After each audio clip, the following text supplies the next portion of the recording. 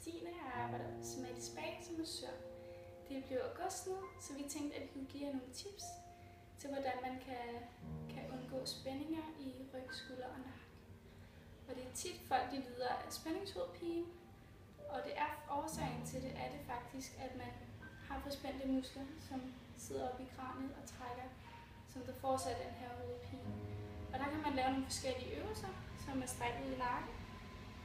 Sådan lige ud, ligesom jeg gør her, og til begge sider, i sådan lidt over et halvt minut.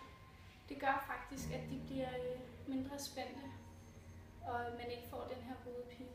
Det vil du gøre sådan en gang om dagen.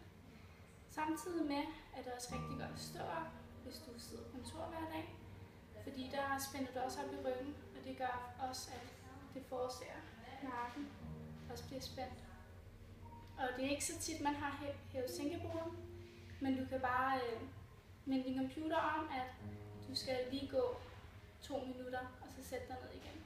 Det er også tit, så sidder man og spænder lidt mere, fordi man ikke lige får den der lille pause mellem de forskellige ting.